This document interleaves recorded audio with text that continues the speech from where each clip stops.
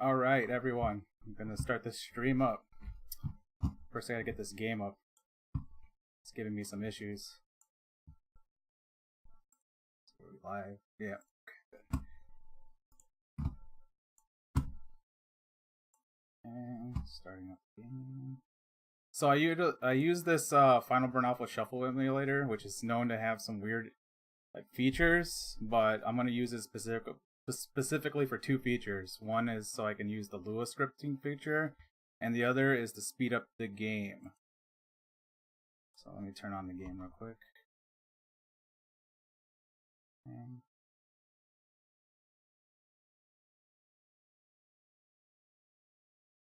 Yo! Alright. Set this window a little bit better.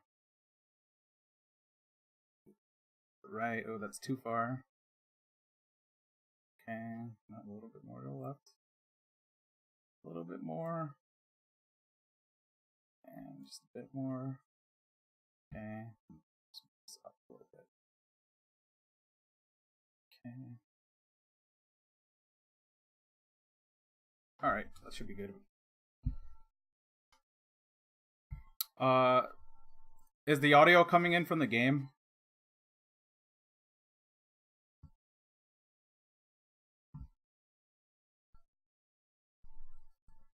Oops. Let's see. Turn this down a little bit. Let me know if the audio is coming in. May have to set it up.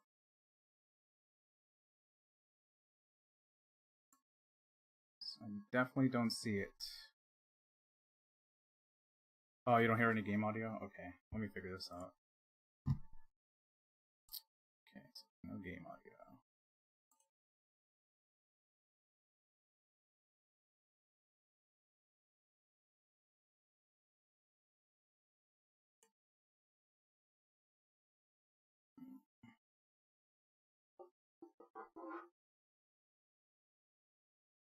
It's probably due to it being a window.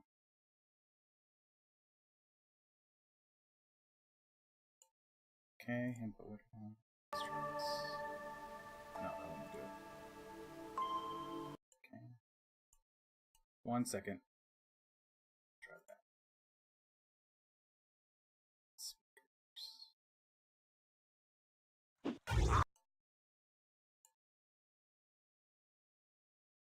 How about now? Is anything coming through?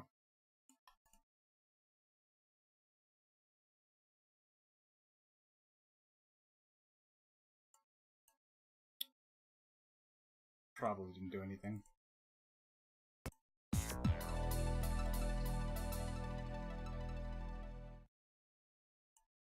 Alright, how about now?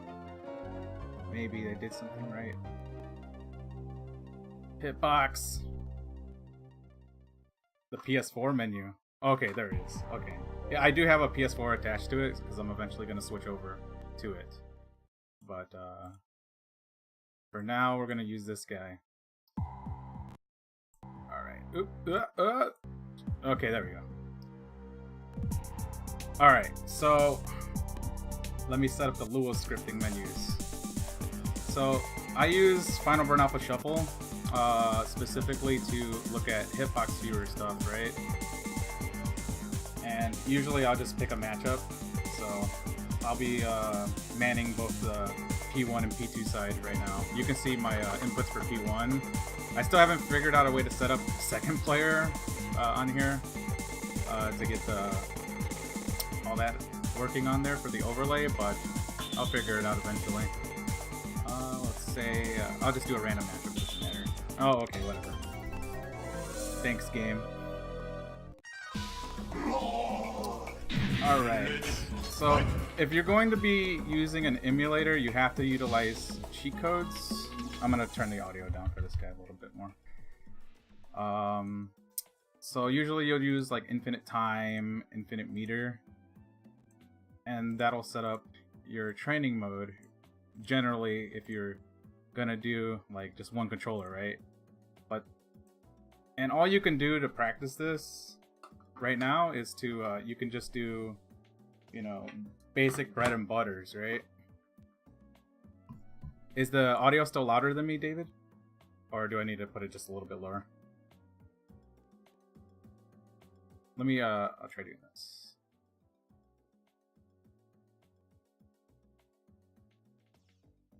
Yeah. Oh, the game audio was fine? I'll just do it right here. Okay, that should be like a good balance, I think. So, all you can do if you just have like a basic training mode setup, and this applies to any game where like you don't have a recording feature, all you can really do is basic B&B training, right? So, oops, mistakes. Gonna try to muffle the sound because right now I'm on my hitbox and it's very, very loud. So I'm gonna muffle the sound using a cloth. But yeah, all you can do without a proper training mode is practice your basic B&Bs, right? So in order for me to like make this more difficult so I could learn the hitbox a little faster, what I did was I used this Emulator's feature to slowing down and speeding up the game. So right now I have it at much slower right now. Yeah, I never, well, since I play on 2 controllers, I never actually learned how to use the ghetto scripts, but I will be showing where to locate those for the stream, so that way they know that those exist. But I never actually opted to learn those because I can play on 2 controllers. So right now I'm making the game going even slower. As you see, it's like 70% of what it is, right? So I don't normally use the slowdown feature of this emulator because there's no reason to, but what I do use is oh, what is it doing? It's doing stuff. Oh, it paused. Okay. Hey, thanks, Dinosaur1988. Alright, so I use the speed up feature on this thing quite a bit. Right now I have it probably a little too fast, so I'm going to put it 1 down. And the reason why I do that is for a couple reasons. One, it adds resistance to doing basic special moves, especially like movement options like dashing and stuff, which makes it difficult. Right now I'm just dashing manually. That way, kind of add some resistance to the training, making everything that much more difficult to do. And or I can use it to mastering other movement options specifically for what the hitbox is doing. Yeah, 300%. Usually I'll just like increase the speed, especially when I'm at majors, and you'll just see me like sitting down with a laptop just practicing in the corner or something before my fights. I'll just be doing that, but I also sometimes fight the CPU using this. Let me set this up real quick, just so I can like simulate some combat, but it's gonna be faster. So the reason, there's 2 benefits for doing this really. The major benefit is that when I turn the speed back down, the game's gonna appear slower for like, I don't know, like for me it's about like roughly like 50 seconds to a minute, right? But the game's gonna appear slower for, it's like you'll gain this little placebo effect that this game's visually gonna be slower for that amount of time.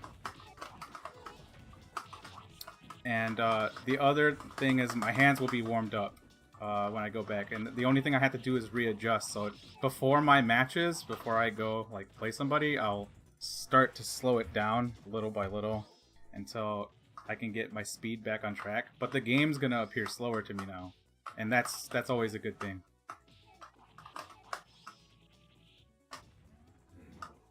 So that's the first training method I use. The second training method I use, and I'm gonna probably do a matchup switch, so I won't use the main character here. Let's go to a different character.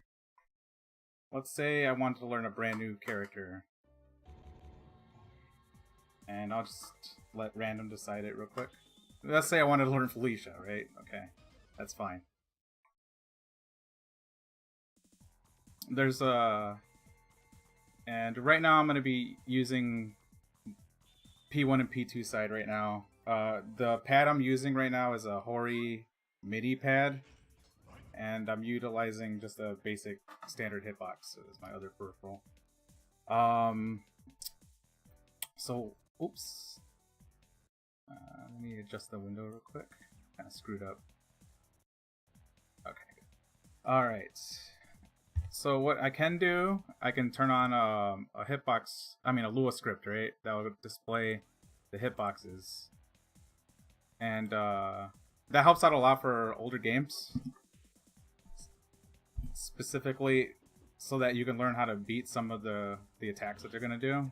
That way you can see where they're vulnerable at. So like this standard jumping heavy punch is just incredibly difficult to beat if angled properly. You can stuff it with some moves, but knowing where to place them is difficult. But some 2-controller tricks or training methods that I use, I have a method of learning where to place my pokes at. Essentially what I call it is NuckleDu Footsie simulator. That's what I call it. To simulate NuckleDu Footsie at the end of a game's life cycle. So what I do is I usually have both. It's usually a mirror, like you can either use this in a mirror match or versus a character with a really fast walk speed. And that's preferably the best thing to use this for, is because you want to test this against the fastest walking character. But since this character is really fast, this is fine. So what I do is I'll have both characters sitting right next to each other, and I'm gonna have them both walk away from each other, right? And what I'm gonna do is I'm gonna try to hit the character from where I feel the max distance is, and that's usually where, when you reach that range, you want to opt to use your pokes, right?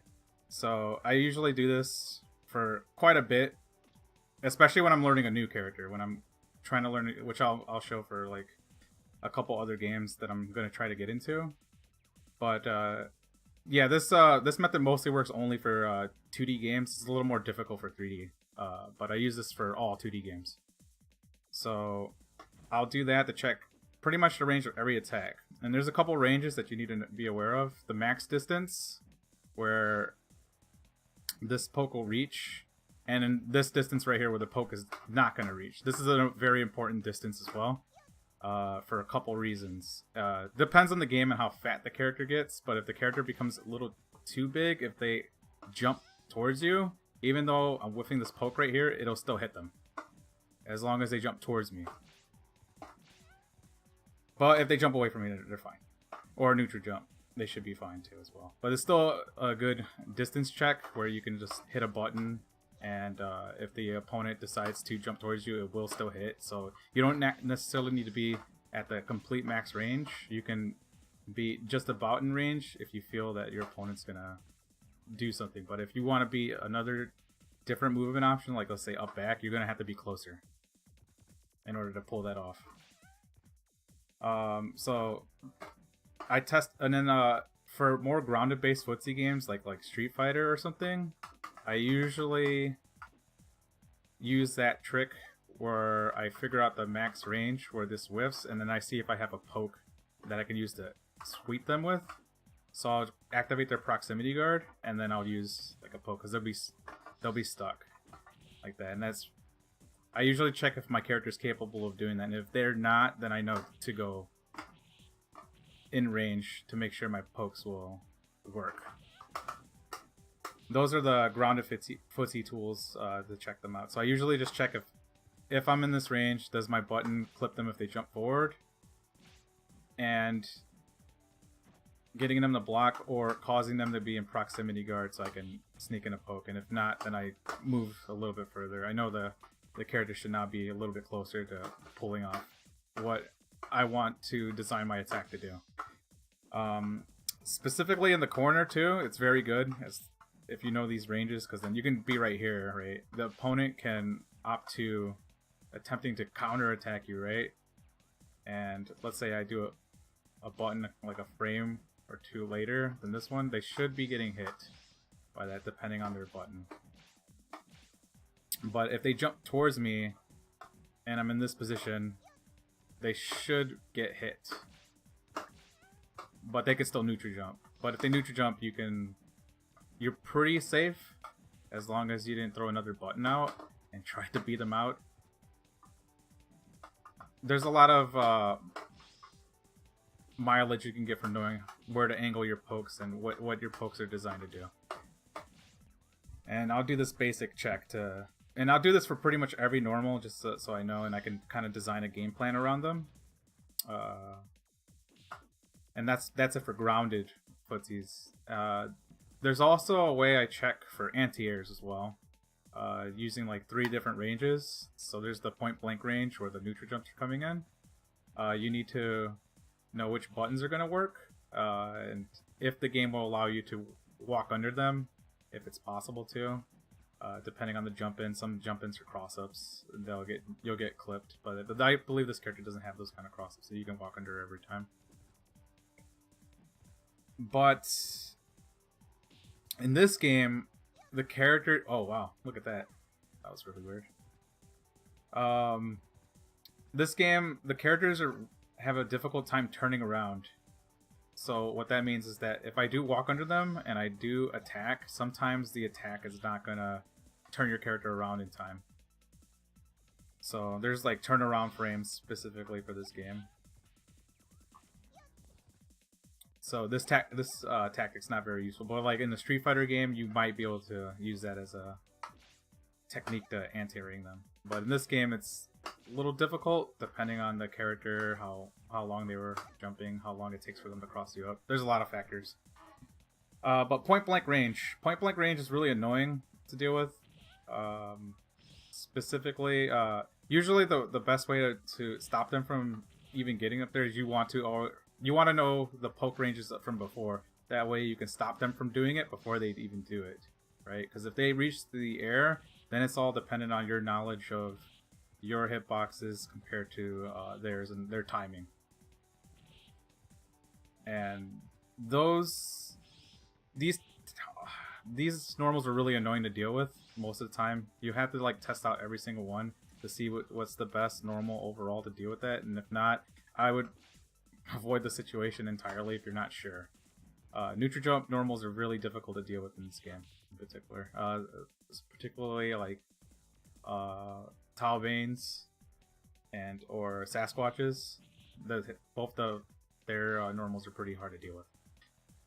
So yeah, this position I would always opt to try to get something out before they reach the air. But if they do get to the case where you have to do that, then you're gonna have to test out every button to see what's the best thing that you can do to stopping. Specifically like this jumping heavy punch. This thing is really hard to beat. And since I'm too close, this close light kick normal is not gonna do it. So all you have is this roundhouse kick. So you're gonna have to figure out how early can you do this before. You're gonna have to do this early, and you're gonna have to. Because if the other Felicia's jumping heavy punches already out, 9 times out of 10 you're probably going to get hit. So if you think that you're not going to make it in time, just walk under them. That's what I would do, personally. This game, every character universally has an air throw too as well, so you might want to use that as another option just in case. And you have the ability to block in the air, so you might want to use chicken guard to dealing with these normals. But yeah, these neutral jump normals are really hard to beat. The second position is right around here. This is the reactionary range, where if you're in these positions, like it's going to be from here to about like here. You want to know what your character can do to beat a normal jump in on reaction, or you're probably going to get hit. So like if your character has a Shoryu or something like that, something to use, or a button that they could use on reaction, you want to know what that button is ahead of time. Otherwise, you are in danger of getting hit. Even if you walk forward, you might not make it, depending on the character. So like this character walks really fast, so you might be able to make it. But most of the time, like let's say they're right here. This is the actual reactionary range changes per character too, depending on their jump arc. So like from right here, you can react to this jump and most likely hit them with a button. But if you attempt to walk towards them, that's basically the range where you can't no longer walk in on them, is the general rule. But yeah, this range, you definitely want to know what buttons you can press, and you want to do it on reaction, otherwise you're going to get hit. And then the other range is after that, past that position. And this position where your opponent's jump in no longer reaches, this is the range where you can use your pokes to stuff the jump-ins. And you can almost use most every button. There are exceptions, like depending on how big the hurt boxes are on your buttons, but you can use pretty much any button for the most part as long as you aim your character well. This is probably the easiest anti-air position to be in because you can pretty much use any button, and this is almost universal to most fighting games, unless there's some like you're playing like an air dasher. There are characters that can air dash in this game, but like you can still utilize most of the techniques to dealing with the characters in here, and it should be fine. But like some air dashers, a lot of the characters have double jumps, or the screen will move with them, and it makes it kind of difficult to aim against those kind of jump-ins. But like for this game, there's no screen movement or anything, so it kind of makes it a little easier to aiming the character's normals. But that's how I'll test out all these things when learning a brand new character. I'll like check every single one of these interactions to see what's the best general purpose button. And when you get further along with your training, I'll do it against specific matchups using both of these controllers. That's the basic stuff that I use. There are other like training mode scripts, I guess, on here. I'm not sure if they'll display, but we'll see what happens. Let me turn them on.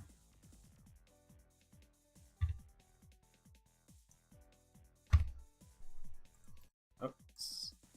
Doing weird stuff. Thanks, Snuggle Guns. Alright. Where's the game at? Okay, there it is. Okay. So I can stop this script. I'm not sure if the frame data one may or may not work or display properly. Let me see what it does. Not sure if it's going to display or not on here. Probably not. But the frame data one's not, the script's not very accurate on Final Burn. You want to use MAME to use it. It'll display much better on there. So I'll probably not use this one. There are like, let me see if this one will work. Nope, that one didn't like that one.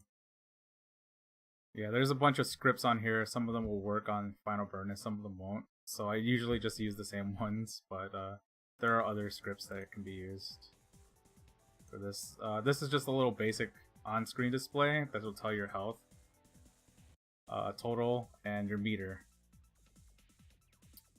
So we have that.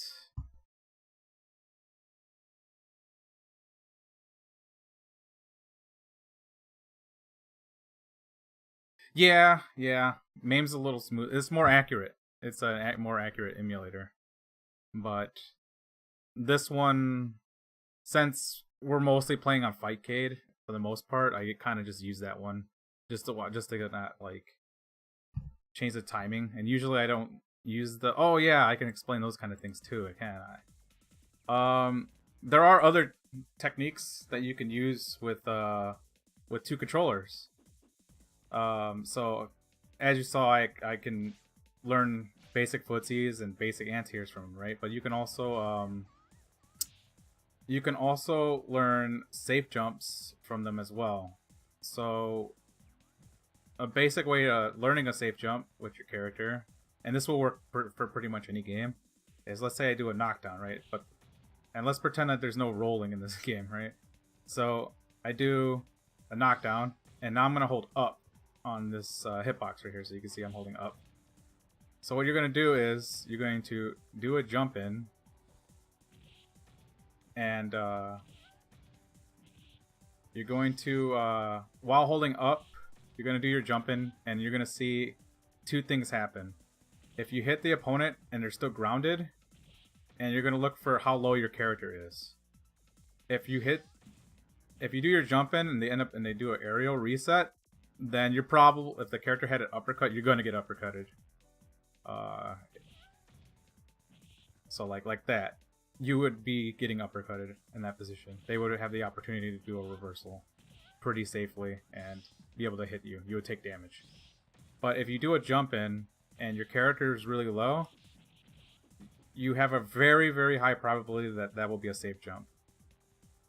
And you can use that to test that. You can also test out basic frame data using the mirror match, actually. Hey, thanks, Curly W. So what you can do... yeah, I know. That's why I'm going to keep it short. Anyway, so another thing that you can do is you can test basic frame data using block or hit. So you can block and then you can have both characters jump.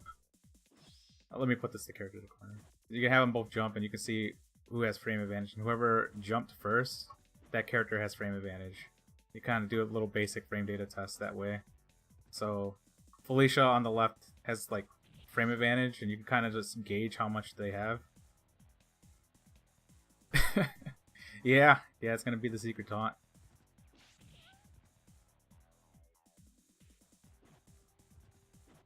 I gotta be training at all times. Anyway.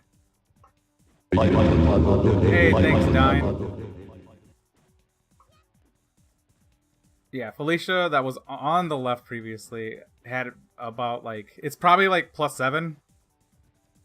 Or +8. Who knows? I gotta look at the frame data sheet, but you're definitely plus, which means that you can attack again. You have enough frame advantage to do a secondary attack.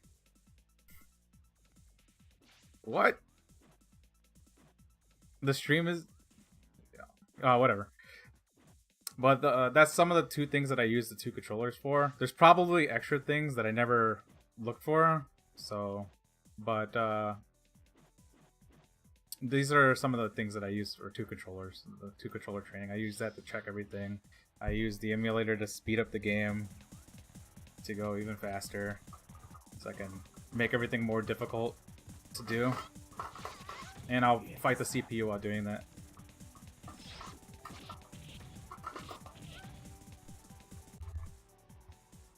Okay, so now I'm going to see if I can get into a match on Fightcade, and then I'm going to show how I would break down my matches using this method. Okay, let me see if I can get into a match. Alright, try to get into a match in Fightcade. Oh, I was disconnected from the server. Gotta reconnect.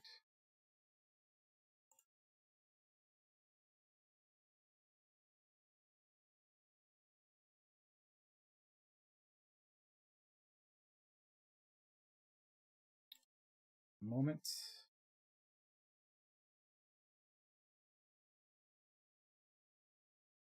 Okay. If anybody's in the Fightcade room, send me a challenge. If not, I'll just fight one of the random players on here.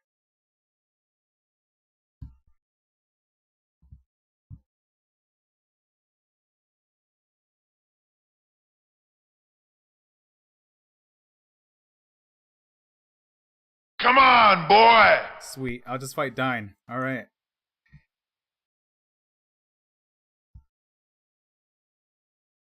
Okay, I gotta set up some windows, Dyne, real quick. So, give me a second. Turn this game down here as well. The challenge sound is great. Alright, let's see. Set up this window. Okay. Do that. Do this. Okay. Move this to the left. To the right. Okay. We'll do a short, like... I usually opt to do a shorter sets, because it's easier to kind of break down what's going on. So I'm going to do like a short, like 3 out of 5 set. And then I'll show how I would break down like a match or something like that on my end. So we'll just make this kind of quick. Okay. Are my buttons set? Okay, good.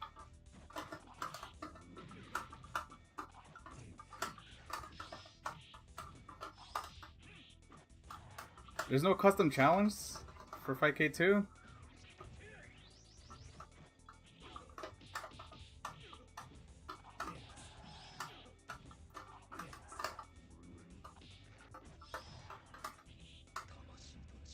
Oh god, he's going... Oh man.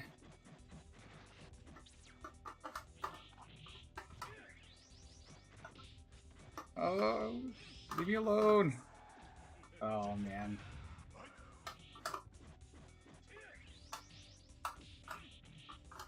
Oh, that's a lot less damage.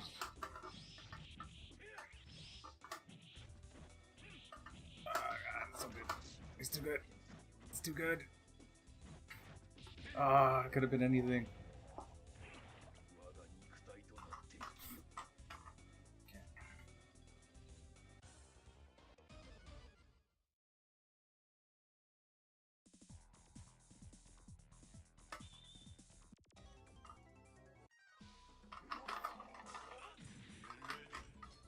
Okay, so that's one Dyne.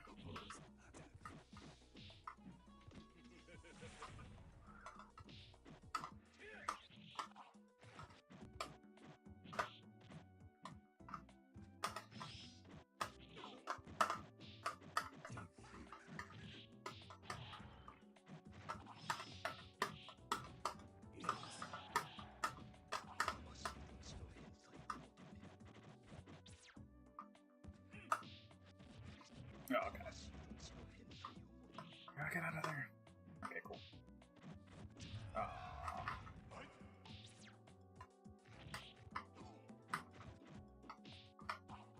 Yes.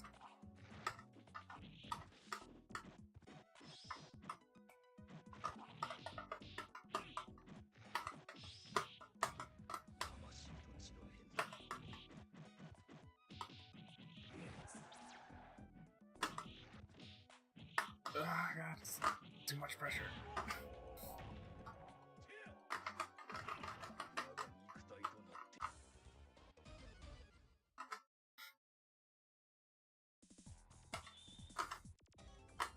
Okay. This is 2-0 right now for Dyne. Okay, one more. One more.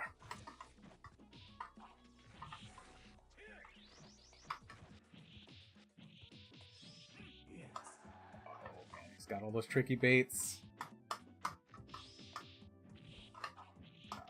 Not a good enough position. Oh.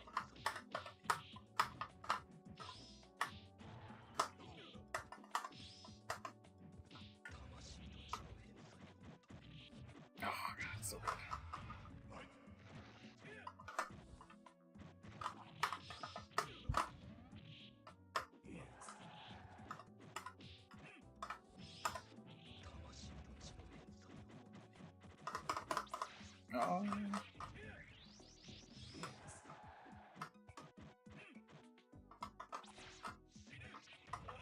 Oh. Okay. So, we'll GG's that one. Yeah. GG's. Okay. Alright, so... Actually, I probably screwed up again. Dyne, we might actually have to do that one more time, because I didn't save it. I was supposed to save a clip of it so I can put it somewhere. Let's do that one more time. Okay.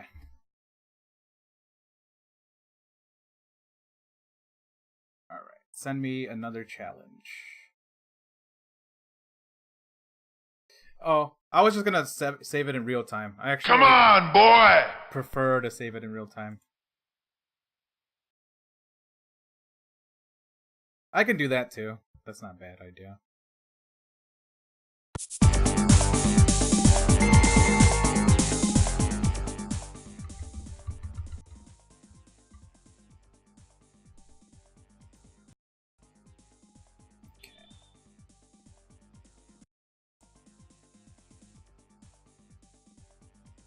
We'll try that. I'll do a recording with OBS, actually.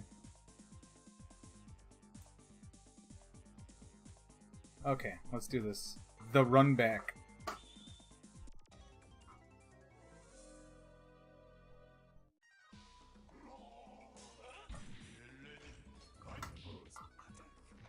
FVA is too loud?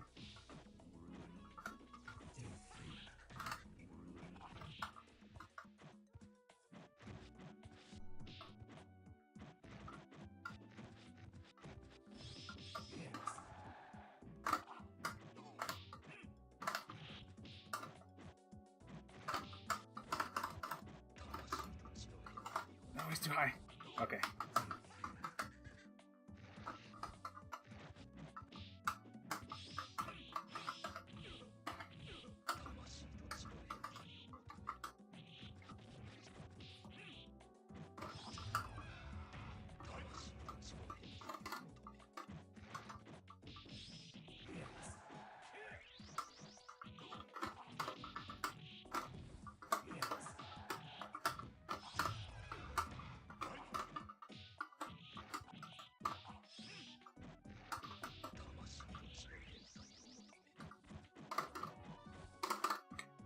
Couldn't attempt to get out. That was a bad idea.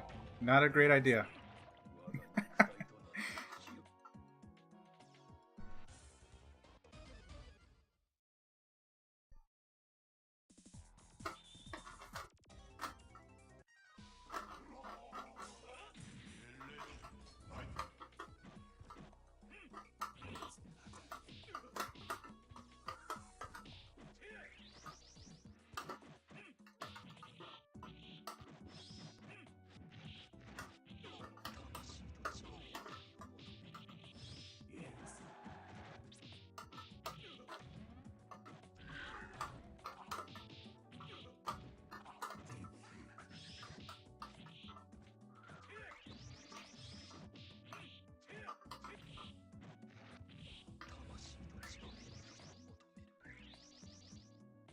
Oh no, zero.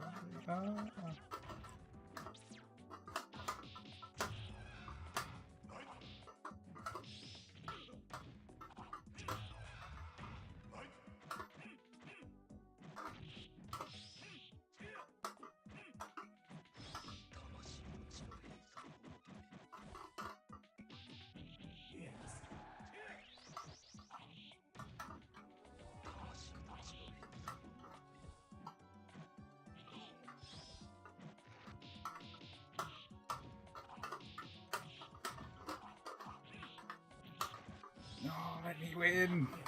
I need one. Oh no, he's too far. Get some health back. No, the throw.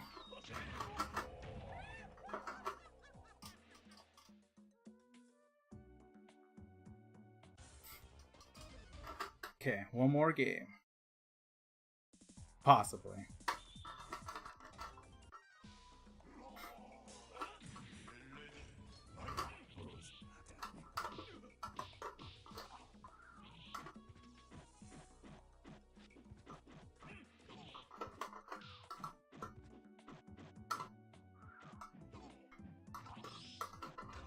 Oh god. Oh, full combo.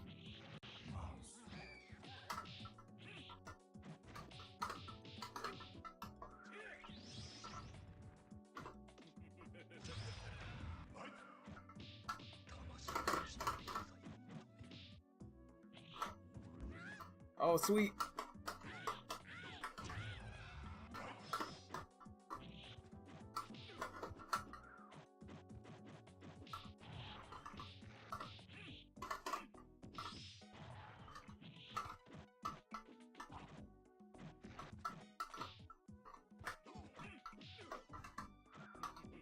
Wow, I catch that far? That's good. That's good. GG's again, Dyne. Oh, hold on, I got to give it the official GG's, yeah. And the coin. Okay, there you go.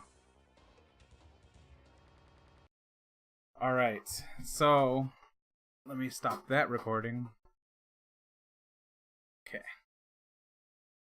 Alright, so after a match where I've recorded my set, I would usually tend to critique it, like, on my own. I usually just do, let me do another window capture, bust out VLC.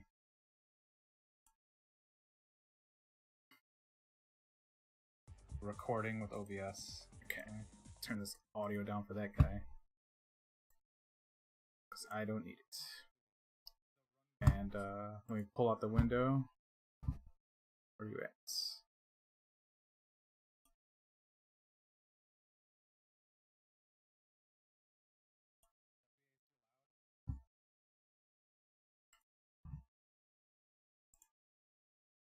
capture. No, that's not what I want. Discard.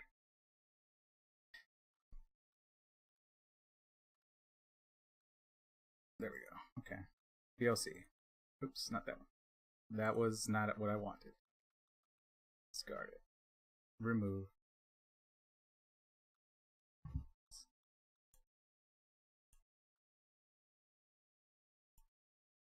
There we go. Oh, it's actually not showing anything. I'll just drag and drop it. Fix the window in a second. Recording. Okay, so let me put that over there. It's still not appearing, isn't it? That's weird.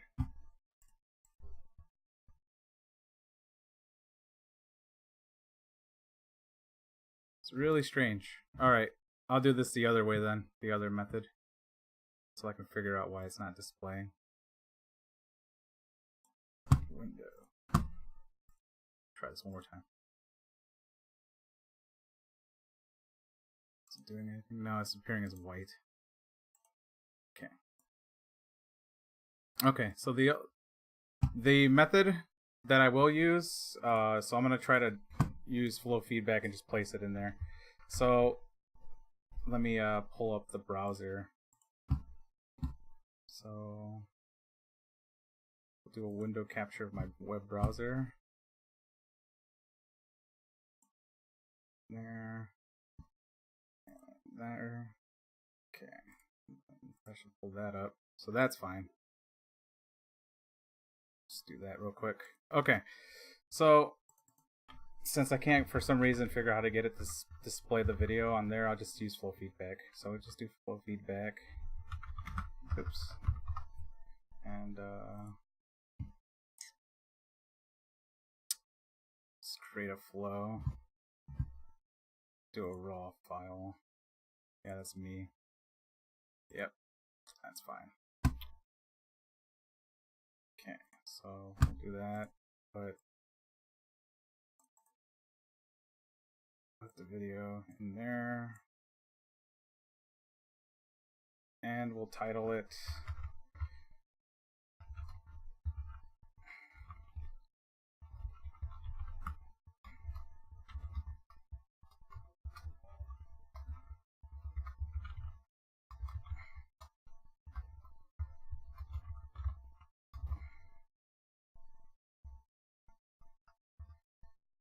that, and I'll leave it on public.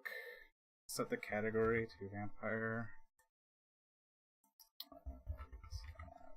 Nothing. And then we'll just wait like a couple seconds for this to upload.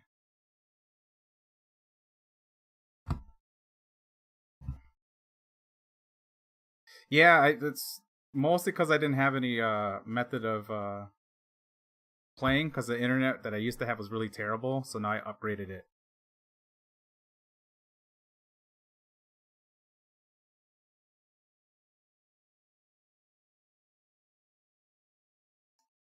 And I'll create the flow.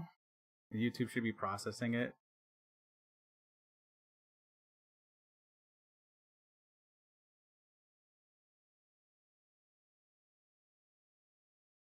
And using OBS to capture that, plus the inputs so I can see what I was trying to input, is actually a great idea as well. So that way you can have your inputs plus the match video and, you know, any feedback from the chat or whatever. So yeah, it's down just a little bit too.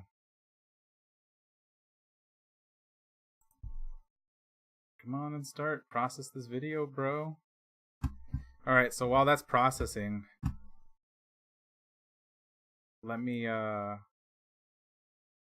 get my friend real quick so I can show you how I'm using the two controllers. He's gonna be the cameraman, so I'll go get him real quick.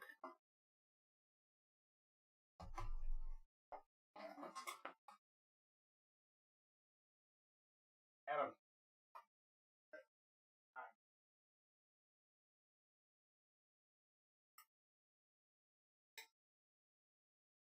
Oh, you're gonna put a mask on?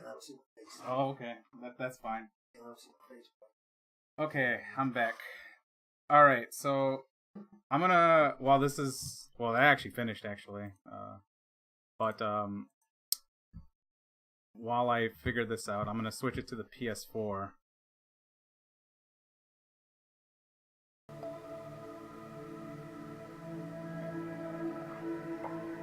Hopefully the audio is coming in from the PS4. Is it really, is the PS4 audio loud? It seems to be. Let me turn it down.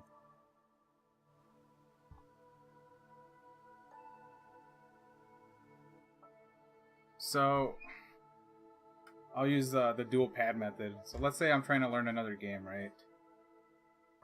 And let's say I want to learn. Let's just pick a game. I'll just go to BB Tag because that's recent. So I'll just go to Heroes account or something. Switch users.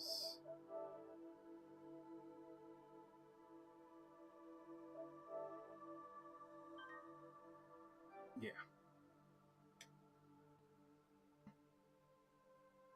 So we'll switch it to a more recent game.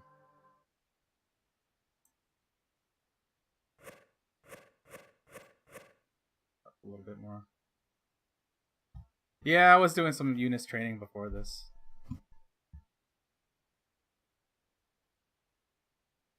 What was it left?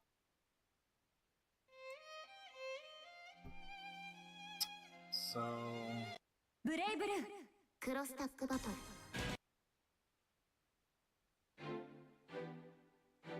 Alright, so let me set this up in the training mode. This is the other controller. Please select your character. Alright, so let's say I want to learn this game. A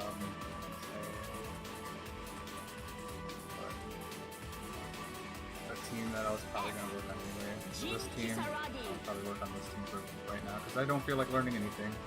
And these characters are easy.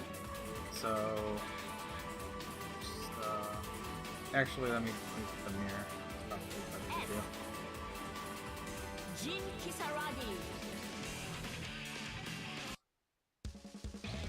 Get ready. So this game actually has recent training mode functionality and stuff, but generally I still use the 2-controller method to check all the general things that I do test out. So I still checking the same thing, like checking the ranges of where I can get stuff like that to happen, or, you know, convert, stuff like that. We'll have Adam man the controller so you can see, I mean the camera, so I can show you the how I'm holding both the pads. So right now I usually I just hold them both kind of like a default layout. So this is P2 is the blue, black is P1. So I usually I'll still try to use the D-pad as best as I can. Sometimes I'll change the layout. The game audio is a bit loud. Okay, let me see if I can turn it down a little bit more. How's that now? Is that good? Yeah. Hopefully I fixed that audio. I've been having a lot of trouble setting up audio for a lot of my stuff, so. But it's muted now? That's pretty funny. Whatever, just we'll deal with that later. It's probably better for that. So yeah, I usually hold the controllers like as best as I can to a standard grip as possible, at least for like 2 pads. And I'll do the same kind of testing where I'm, you know, checking the same things, the same anti-airs and stuff. But this is an air dashing game, and the screen can scroll, so like a lot of more variables as far as like dealing with the common jump-ins will be a lot more difficult unless the character has an Arxis style anti-air where it's invulnerable, in which case you should use those. But usually there's a lot more factors in how you deal with an opponent in the air in these games. But I would usually check all these situations, all the grounded situations, all the anti-air situations. And this is how I use the 2-controller layout, 2-controller training for pad. And then I started working on learning how to do that with the hitbox. So the hitbox version is, again, I'm going to try to hold this as best as I can the standard layout. So I keep these fingers right here. The D-pad's still gonna be used with my thumb. I'm still gonna try to use the thumb to handle everything, but my right hand's gonna be the primary to hitting jump. So that's how I do that. I don't have a stick on me, but I would do the same thing mostly, where I'll just, like, let's say the stick was right here, I'll just hold this like that, and the buttons were right here, and I'll just control the stick like that. But yeah, my stick's been busted for about like a couple years, so I haven't had 10 years. So yeah, that's how I would work with the original method I did for learning 2 controllers was a stick, actually, stick and pad. But the crucial thing to doing this is there's always has to be a pad involved. I've never tried like dual sticks. No way. And I don't want to know how it is with multiple hitbox buttons. But that's how I do the 2 controller method in general. Alright, I'm gonna place this back. Yep. No, you can turn off those lights. They are annoying. But I do all the standard methods that I showed previously to test out any of the characters using 2 controllers. And the only time I switch to using modern training method controls is if I need to test out something with multiple variables that's very difficult to do. Like doing a reversal on wake-up's kind of difficult to do with 2 controllers in your hand. So I would set up that situation using a modern recording methods and stuff. But overall, I usually just check everything neutral-wise that I can possibly do with a character before I get to that point. When I have to look for that stuff, then I will switch to modern training methods.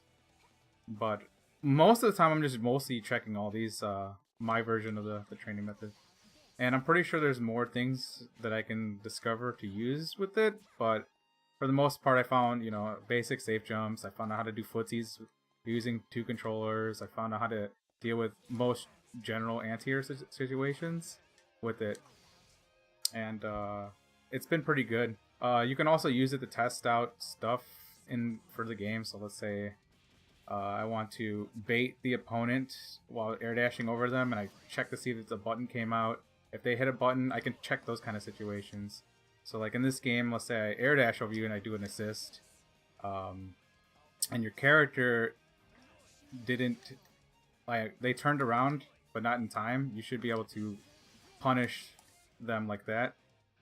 I can check those kind of situations where it involves like a frame trappy situation where I can kind of check and see the outcomes and kind of design my attack patterns that way. And that's how I would work on testing everything. So now let's go over finding information, and then we'll do like a critique. So this is a modern game, so finding information can be a little bit easier than older games, but at the same time there's so much stuff that people are putting out content-wise that it makes it kind of difficult. So I mostly use the Twitter method as my primary way of finding information. Let me set that up real quick. So set up Twitter.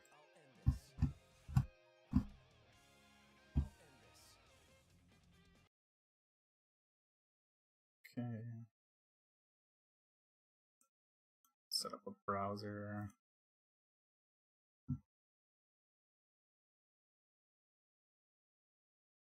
Actually, I'll just do a window capture that way. So that'll work.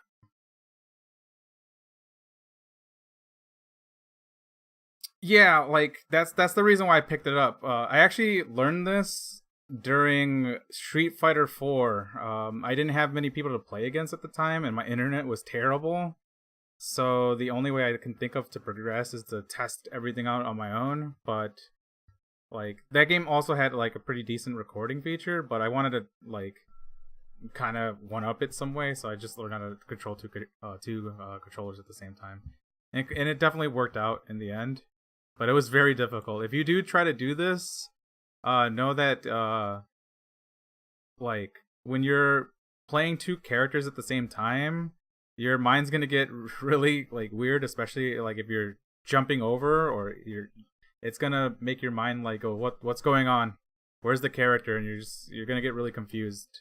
It takes a little while to getting past that phase, but once you do, it gets a little more comfortable. And plus, like figuring out where you comfortable hand position just to do it is another issue. Mine's I just try to do it as standard as possible. It's may or may not be the most efficient, but it works for me. But it's definitely annoying to do. I'll set up window capture, and then we'll do this one. Yes. Okay, and then since we're doing that, I will make this smaller. So I use TweetDeck to kind of split between it and like all the things, and usually the anime community has these tags, right? Where they store a lot of the character stuff. So let's say I wanted to look for S things, it'll be right here in the tag 31 where S is. But at the same time, some people put things in a different tag or improper tags. So like there's two versions of S's tags. So there's tag _S, and then some people throw it in BB tag _S. So it's pretty wacky where everyone's throwing everything. So there's no like they have a standard, but people sometimes don't follow the standard. And then sometimes they'll throw it in like the general BB tag one. So like let's say I make like a general BB tag one, there'll be all kinds of stuff in there. And sometimes they'll throw it in there, and it's kind of difficult to finding out where everything's at. But the good news is that they're always updating. Like somebody's always throwing things in here, and it makes it really easy to test something. So like, let's say I want to remove that guy first. Let's say I want to look at this one right here. Turn this video down. Okay, so this player just uploaded this right here, and what I would do is I would go through like a setup or something that they usually throw at me, and I'll do it for like 5 minutes at best, and then I'll store it somewhere. So like I'll use like Anki, or I'll throw it somewhere where I can find it, or a notepad or something, and I'll test out everything that I find that I feel that it's useful. Basically, I'll vet through it and figure out what's useful and what's not useful. And I'll test these things out for like roughly about like 5 minutes. Whether I get it down or not, it's not important. The main fact is getting the knowledge of this exists. And I'll eventually, like after some time, you'll master it over time. But you don't have to like waste so much time trying to get down the same setup for so long, because if you do that, you'll get into a bad habit where you're going to spend too much time in the lab and you're not going to be able to play, or you'll get into a habit where you'll work on the same thing for hours on end, and then you'll go online, and then you're going to want to hit whatever you tried to learn, and you'll probably lose because you're too focused on trying to hit that one thing, and it's not going to work. So I usually just learn a bunch of things using this method where I find things and I'll work on it for like 5 or less minutes, 5 to 10, depending on how difficult it is to set up whatever the situation is. But I'll go no longer than that. I'll just skip to something new, and then I'll just store it somewhere.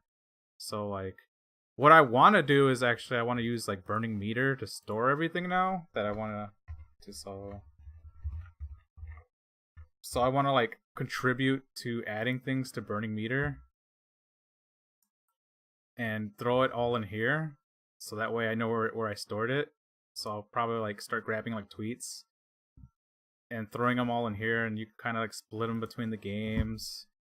We can probably like tag it with like a mix up or Oki or something like that, and kind of just sort through it per character, and I'll know where everything's stored at. So I'm probably gonna use this as my primary way of storing things now. Hey, how's it going? yeah, like I want to figure out a method of like placing everything to store. And so this is like my current thing I was thinking about, but it might not be the best, but we'll have a method of knowing where everything's going to be at. That's what I want to figure out right now. I want to like grab like a tweet or something, kind of throw it somewhere, and then I can just use that as my template to work off of for my training at the time, and get that done. That's generally my training method. I'll usually just like, I found something, work on this for 5 minutes. Did I learn it? Okay, good. Did I not learn it? Doesn't matter. Just I'm gonna skip and I'll go on it. I'll get back to it another time, and I'll just keep doing that. And eventually, you'll find that you've learned a lot about your character, probably more so than the general population. But like, it's best to get in contact with players that do play your other characters through the Discords, and start up discussions about how they view matchups. So that way you can kind of like piggyback off of ideas and then figure out other things to train on. I think the flow actually finished. Let me check. So I think it did finish. Okay. So what we'll do is I will set this to full. Nope, that's wrong. Set this to full screen, and then I'll adjust the window real quick. Actually, that's not really gonna work. We'll just give it a shot. So this is let me. No, wait, maybe that will work. So we'll do that. See how this looks. That's okay. So this is flow feedback, where we can usually store all our data. I mean, our match videos, and recording with OBS. I'm gonna turn down my audio. That's already in there.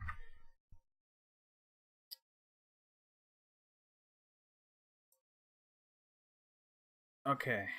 Let me set up one more thing before I do that. So, the way I want to do critiques. Let me set up one more thing before I do that. So, the way I want to do critiques. Where is this coming from? Oops, I accidentally unclicked it.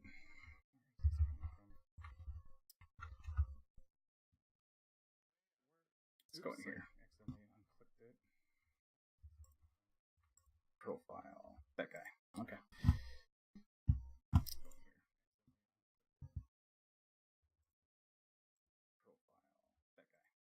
Alright. So what I'm going to do is I'll copy the link and I'm going to throw it into the chat. Alright. So what I'm going to do is I'll copy the link and I'm going to throw it into the chat. Getting an audio feedback right now.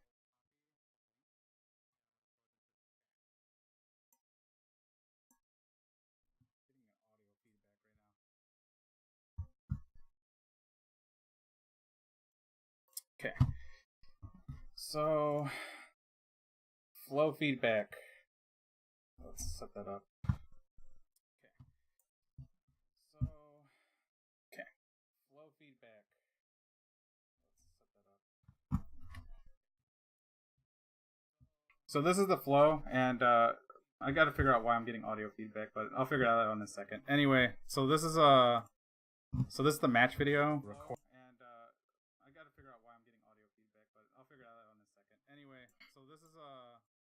I usually place this on low quality, and I'll place it in me personally, I'll do it like 2.0. I usually do this at a faster speed.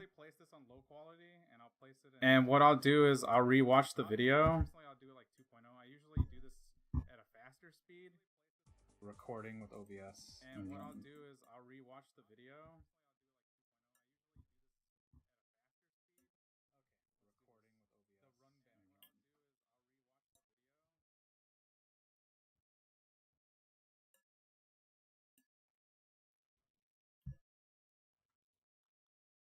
And generally, I'll just like look at my match video and I'll look for any mistakes in the match. and I'll leave myself feedback. I'll just like look at my match video. And the reason why I'm gonna do it this way too, I'll leave this usually on public so we can all like kind of chip in and add feedback to the video as we're going along. Why I'm gonna do it this way, so I'll leave this usually on public so we can all like kind of chip in and add feedback to the video as we're going along.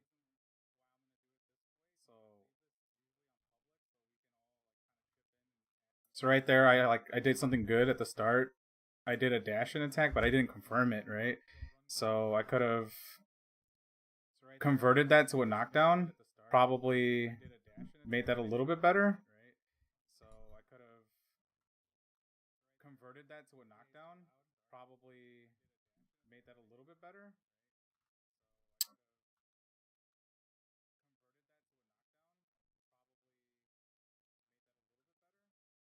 Yeah, right now I'm just stuck, and I did back out pretty good.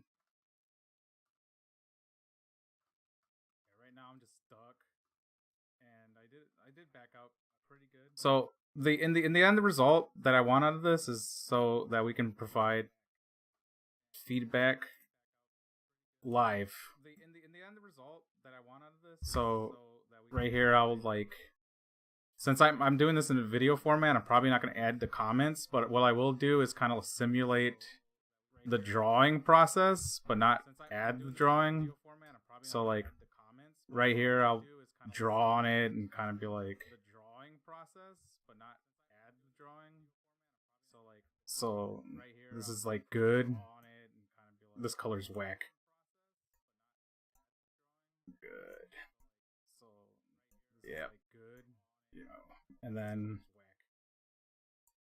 we go there, and then this is fail right here. This is an epic failure. I should have continued it and knocked down right here, but I jumped away from you. So something like that, where I'm gonna add feedback on the fly, where you'll see my feedback based on the video, but I'll just add drawing and stuff like that to kind of go through it. But I'm not gonna add it right here. You'll just get the recording. And that's basically what I'm gonna do. I'm not gonna add it right here. You'll just get the recording. And that's basically what I'm gonna do. So whenever anyone sends me any videos, I'll try to do this as the primary way. We'll record the video. I'll go on flow feedback, kind of just go through your video and use drawings as an example to correcting gameplay.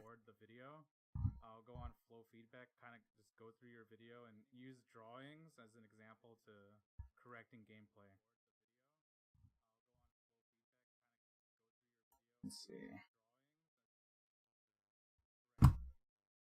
Did anybody have any like videos that they wanted to critique? Yeah, you can actually, that's why I came up with the stream idea, Dyne. I wanted to like kind of do this kind of John Madden-ish kind of thing, where I'm like, check this out, I'm screwing up right here, I'll do this. It's like, no.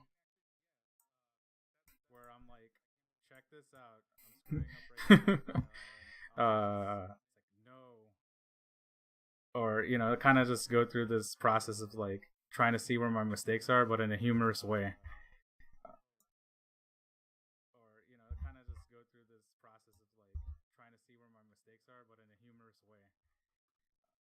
And then I would have the recording and I'll send it on YouTube, and then I'll be able to review it from there.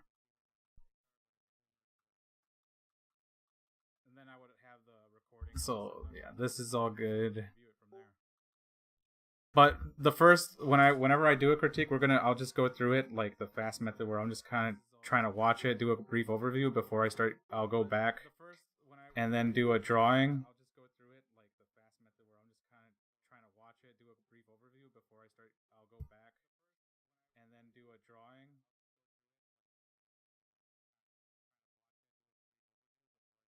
Yeah, you should probably send me those, Dyne, and then we can take a look at them. I can probably do this method and kind of figuring out.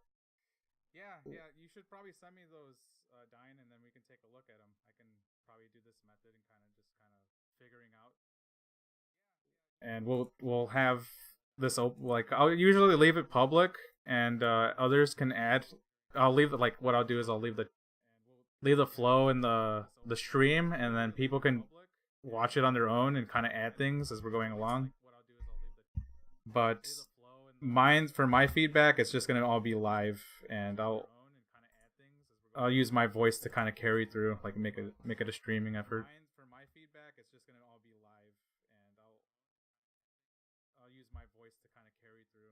And what I'll try to do, and I'll just end this right here.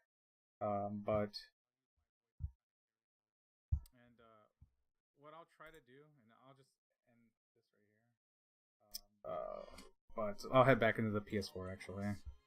Get rid of this window. Okay. But the way I'm gonna do the feedback, we'll just kind of all just go through it. I'll use my voice to carry through. We'll go through it, and then I'll also turn on the game, and we'll kind of test out things to kind of figure out what we can do to learning some new tactics and getting around some of the stuff.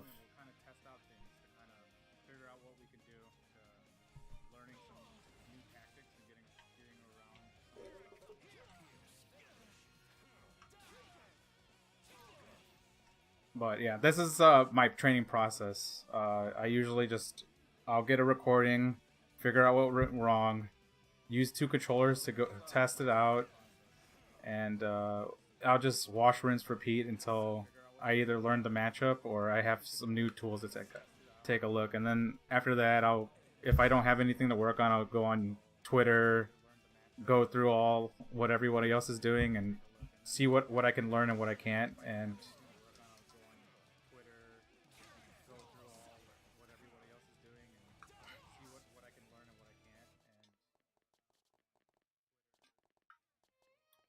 but that's pretty much my training process. Like, I want to try to find out if I can add more to it, but I'm pretty much left on a blank because I've been doing this on my own for so long that I've pretty much lost any ideas of what I can add to the process.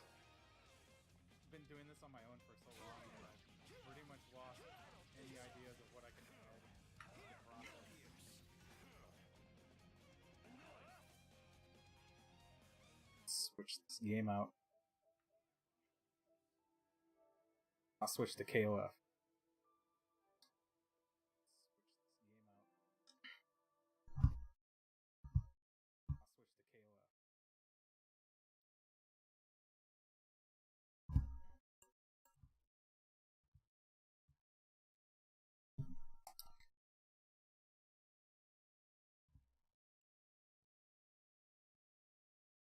Switch to a more kind of grounded based fighter, but not really.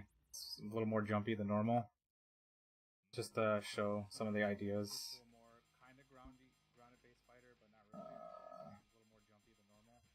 Let's do a random. Yeah, that's fine. Alright, whatever.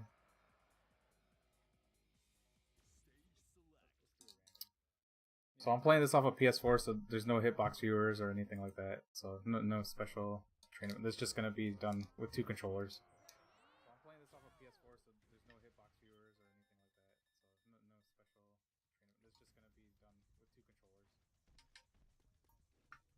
So this is a more grounded based fighter, and the same ideals work. You know, I'll check my character's range. I don't even play this character, so kind of experiment.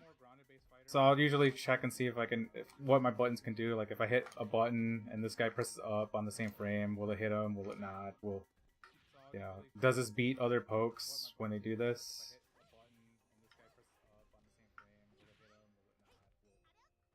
I'll usually go through all the grounded buttons first, kind of just checking. Generally, in a matchup where the character walks really fast, I know Verse doesn't walk that fast, so it's could technically be easier to poke him out, but he's probably going to be dashing around or something, so.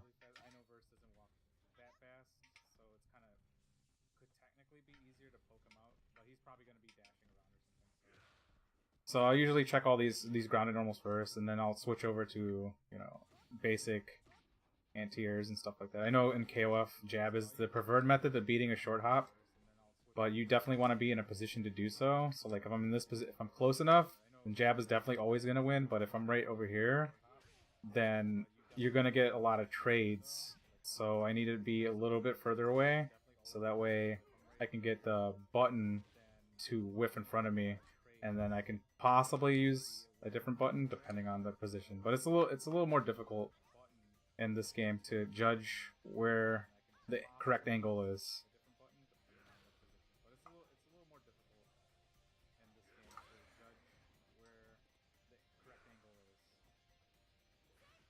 And that's pretty much the process. I would just do this nonstop to test the character out and learn as much as I can about the general ground game and the neutral game and the anti-air game, and then I'll go over to Twitter or something and then figure out more things to learn about the character as far as like the character's strength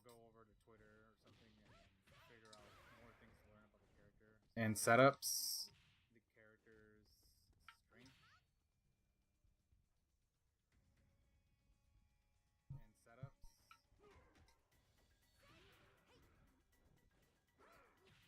But yeah, that's the whole training method. That's what I do. This is the process, and then we'll use this to helping out all the players that we can. I'll be doing streams like this more often, where we'll just be doing live critiques.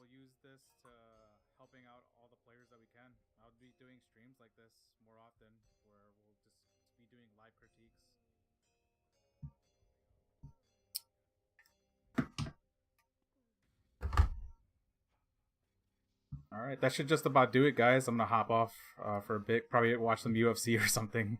So, this will conclude the stream for now. Just wanted to go over my training method, some of the things that I do to learning characters, and my general training method and how you can possibly apply it if you're playing on 2 controllers. But this is primarily for 2 controller training.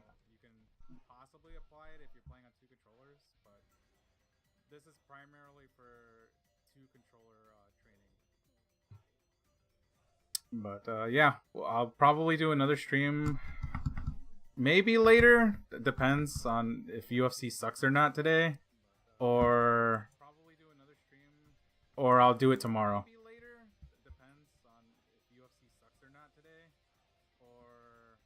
And that's about it.